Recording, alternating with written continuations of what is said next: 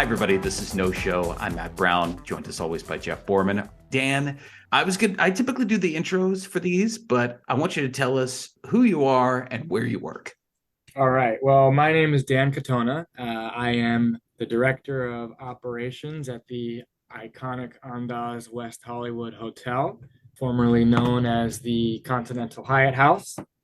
I've been here just about a year. Actually, next week is my 1 year anniversary at this hotel.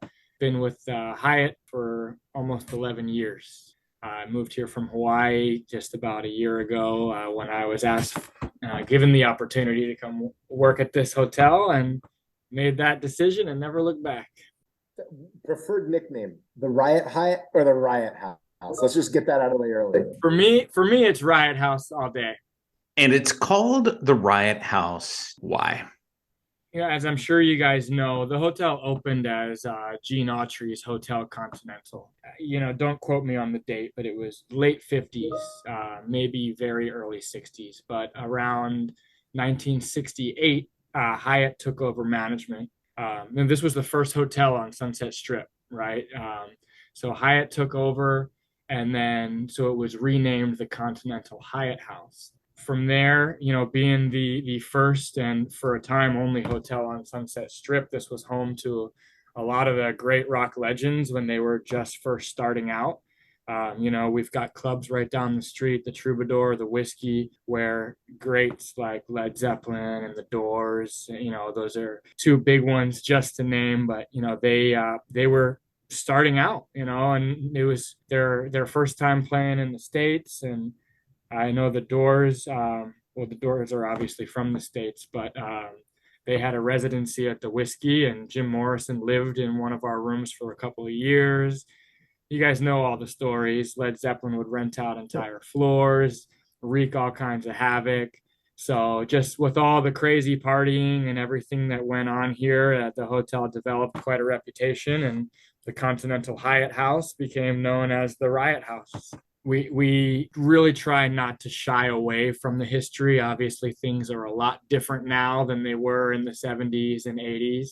But that sort of edginess, rock and roll history, that's part of our identity. And, rather than shying away from it, we embrace it. And we named our bar Riot House. All of our merchandise in our market that we sell references Riot House. And Just to kind of clarify, I mean, this hotel is sort of the fountain of all of the almost famous stories that that era has come. It's like TVs getting thrown out of windows, Axl Rose and Slash up to shenanigans. Like the hotel just it was the locus point of rock and roll debauchery. It is almost a tribute to Dionysus. Did you read much about the hotel before you started working there? Oh, a ton. I mean, but the crazy part is I knew this hotel. I knew the stories, but I didn't realize it was the Andaz. My dad was a rock and roll guy.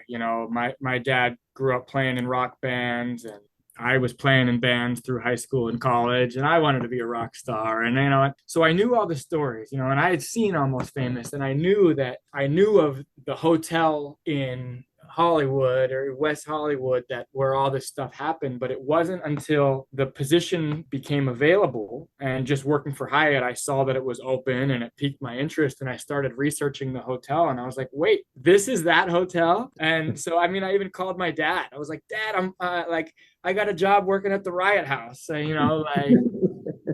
so he was stoked on that too. But Has he stayed there? No, he's never actually been. He hasn't been out here yet, but pretty soon, him and my mom will be coming. Okay, the demands are going to be, or not demands, but the expectations are going to be high. It's going to be like, oh, so just let us know when the penthouse suite is open, and we'll just come that week. He's going to want Robert Plant's room for sure. Totally. So, describe the brand Andaz. What does it mean when a traveler chooses an Andaz hotel? Andaz, it was Hyatt's sort of introduction into lifestyle properties, right? So prior to the Andaz brand, you have Hyatt Regencies and Grand Hyatts, and then Park Hyatt, which is a luxury brand, but it's still, it's a little bit more formal. So Andaz was kind of Hyatt's way to, it began with like a passion to connect our guests through local culture and their surrounding, and we want to experience the world through our guest lenses. And it's a vibrant kind of luxury lifestyle experience, really embracing local culture, local food, trying to fuel guest creativity, right? Inspiring guests to express themselves. So actually, the word Andaz is actually a Sanskrit word that means personal style. So, our colleagues wear what makes them comfortable. The idea is to authentically connect with guests versus just provide a service. Yeah, the branding that explains a lot, because the branding from Riot Hyatt to Andaz has always seemed curious to me, and the juxtaposition of it, right? But I was thinking more of Andaz brands being synonymous with wellness. Yeah, and Hyatt as a company too. I mean, we are really focused on wellness, but we recognize that well-being is personal, and that looks different for everyone, right? So our experiences are designed to meet you where you are and foster deeper connections with yourself and the people around you, and enhance your well-being, whether that's physical or emotional or mental. And Hyatt's whole purpose is we care for people so they can be their best. So well-being is the ultimate realization of that purpose. I will say, in an unpaid plug for Hyatt, there is, of global brands, the big global brands, none match Hyatt's commitment to wellness in my observation. Yeah, that's true. I mean, and some of Hyatt's other brands really focus on it, like Marival. They have basically these retreats, that are out in the middle of nowhere and really focused on that. Alila is another brand. I could do wellness plugs for Hyatt all day, and Alila is one of my favorite brands on the planet. I saw the Alila Bali was my introduction to the brand, and it is still stunning. It's etched in my brain, stunning. But yeah. I'm not here, we're not here to talk to you about how cool wellness is. We're here for the opposite. We want to hear salacious stories from the rock. Well, first I want to ask, have you been starstruck by anybody? Because I know that shows, movies, they still film at the hotel. This is going to be a very boring answer, but I'm so oblivious. So the answer to your question is yes. Have I noticed that? I could walk by the most famous person in the world and not know who it was. I feel like that's just not something that ever really clicked with me. Listen to that, Jeff. Listen to how committed he is to the work and to the job. Yeah, I know. Yeah, that's true. So we're here to settle some truths. Was it John Bonham or the Led Zeppelin tour manager, Richard Cole, who actually rode the motorcycle down the corridor? While I wasn't there, Richard Cole is the understood truth. Now, another guest of yours, Keith Moon of The Who, was notoriously banned from Holiday Inn forever. He partied so much on his 21st birthday, shoving dynamite down the toilet. And when he tried to escape the police, he drove his car right into the hotel pool. So he's permanently banned from IHG hotels. I don't think it matters. He's been dead for 50 years. Is there anyone permanently banned from your hotel? Good question. If there was, I think the statute of limitations has passed, because that wasn't given to me in my pass down when I started the job. If you could put anyone on that list, would you like to share it with us? Yeah, please. I imagine it'd probably be Keith Richards. Just for creating the ridiculous TV story that you can't get away from? Yeah, but again, what you can't shy away from must be embraced, right? So we even, our T-shirts that we sell have a shattered TV on the front, and it's like, we don't have balconies anymore, so we don't have to worry about guests trying to mimic that. So it's all right. What's been your biggest challenge since you've come to the hotel? I think the main thing is just, how do we take our history and really tell our story? We want to make sure we stay relevant. So we don't just want to be the rock and roll hotel. All this crazy stuff happened in the 70s and the 80s, and that we're paying homage to that. But we're also in 2023 now. Think about how much more accessible music is, and how broad the genres are and how much crossover there's been. So at our core, we want music to be a key part of our identity, but we don't just want to be the classic rock hotel. And let's face it, that the demographic that likes that stuff is shrinking, right? So how do we cater to everybody and continue pushing forward and being relevant, and continue writing our story with new experiences, but still playing homage to the history that built us? Did Eric Clapton ever stay at your hotel? I don't know. That's a good question. There's a theory, and I'm wondering because did any other famous rock and roll guitar player strangely die right after he was there? If it ever happened that he, oh boy, why? Wait, who died? Who died after staying here? Well, no, Eric Clapton. Well, he was the last to see Jimi Hendrix alive. He's the one who left him alone.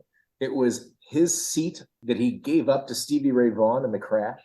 Oh yeah. What? I didn't know this. We'll create a new chapter at the Andaz. Please not.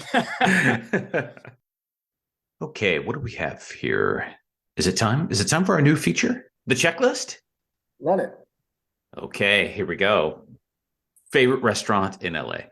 So like I said, I've been here about a year, right? And typically with us Hyatt managers, they like to bring us in for a couple of years and then move us on. So I am treating Los Angeles as I got to pack as much as I can pack in a couple of years, because I might be gone by this time next year. So we always try somewhere different, but the one place we keep going back to is John and Vinny's. So it's basically an Italian restaurant slash pizzeria. It's down on Fairfax, but it's really, really good. Their pizzas, their pastas, everything. It's just, I think we've tried probably 50 restaurants since we've been here, and all of them we've been to only once, but we've been to John and Vinny's like 5 times already. So, and if they're listening, I'll take a free pizza. What's one place every Riot Hyatt guest / LA tourist should visit? For me, because I'm a music guy, I think you should go to a show. I mean, either at the, one of the ones down west of us, like the Whiskey or the Roxy, or the Palladium down in Hollywood. That's, to me, it's like if you're here in West Hollywood, music is such a key part of who we are. Like, come here for a show. I mean, or the Hollywood Bowl too, but yeah, I would say go to a music venue for sure. Most ridiculous personal hotel story. You can excise names and dates and places to protect the innocent. Okay, well, I have one from a previous hotel. I'll spare the boring details, but basically, a guest was asked to leave the hotel. In conversation with me in the lobby, insisted on staying and said that. No, never mind. I'm not going to tell you. You have to now. You've gone too far. This one's not going to make the final cut. No, it's making the final cut. You're not mentioning names. Yeah. You're not mentioning anything that's going to incriminate anybody except yourself. Yeah, exactly. Again, the whole former director of operations. No, I basically I had a guy, in order to try and get me to give him a room and stop making a scene, pretend he was having a heart attack in front of me, but the acting was just so bad that like everyone was just like, "What are you doing, bro?" And then makes me sound heartless, It's like this poor guy's having a heart attack, and I'm just like laughing at him. But alleged heart attack. Yeah. But no, listen, we've all got stories, but for the most part, one of my favorite parts of working in this industry is getting to meet people. I mean, I have some of my closest friends now are friends that I met who started off as guests in the hotel. And I love that, just meeting people from all over the world. Everyone's got a different story. They're from different places, different cultures, and we get to interact with them on a daily basis. And it ends up, you learn a lot. Even when you're in one spot, you learn so much just by talking to people. And, for the most part, I really love dealing with the guests. I have long said, and not always eloquently, that hospitality is the most noble profession if you truly believe in a utopian world peace. The only way I know to get people from all walks of life, all parts of the world, to peacefully coexist is to put them in the same hotel for a night. Amen. We're road tripping, starting at any point in America. Where should we go? Oh man, I'm gonna say Utah. Man, like Utah is probably some of the most beautiful landscape I've ever seen in my whole life. I lived in Denver for a few years, and when I was there, made several trips out to Moab, and then on some road trips that I had taken, made our way down to Zion, Bryce Canyon, and it's out of this world. It's like a whole different planet. It's gorgeous. Jeff, I think we have a national parks fan in our midst. I used to want to go to. I mean, it's my goal to hit everyone in the country. A noble goal. Oh, and listen, my first time to Moab. So I had a buddy that was living in Salt Lake City. So him and a couple of his friends drove down and met me and a couple of my buddies in Moab. And one of the guys that he came with grew up in Moab. So my first experience there was with a local. And we went to this campsite. Are you familiar with Dead Horse Point? Yes. This campsite basically up at Dead Horse Point that is, not part of the national park. It's like, you take this four-wheel drive trail that like goes up the mountain and you end up just being in this beautiful, beautiful plateau where you've got like the canyons on either side and the mountains in the distance. And I mean, and every time I've been since, it's like, you can't find it on a map. You don't have service there. So every time I go, it's like, we got to try to find it again. But I've been 3 times there. And thankfully, I found it the next 2 times without the guide. That's my favorite campsite in the world, hands down. Amen. I feel like I'm at church right now. This is good. I feel the spirit. All right, here's your next question. And if it's the same as my favorite hotel in the world, you and I are going to have really to figure out like 23andMe or something. Favorite hotel you've never worked at? Oh, dude, this is a hard one because I've stayed at so many. One of the great benefits of working for Hyatt is our comp night benefit. So, I mean, we get to stay at Hyatts around the world for free. Man, my favorite hotel. It doesn't have to be Hyatt. Just but I'm gonna float that. It's gonna be though. Oh man, he's running for president over here. This is good. Well, it's also because family takes care of family, right? Too. Mm-hmm. So when you go stay at another Hyatt, they really look after you too. Probably one of my favorites, even though it's maybe not what you'd expect, is the Hyatt Centric in Ginza, Tokyo. It's just really cool. It's a small, more boutique hotel, but it's just the vibe there it's a really, really cool spot.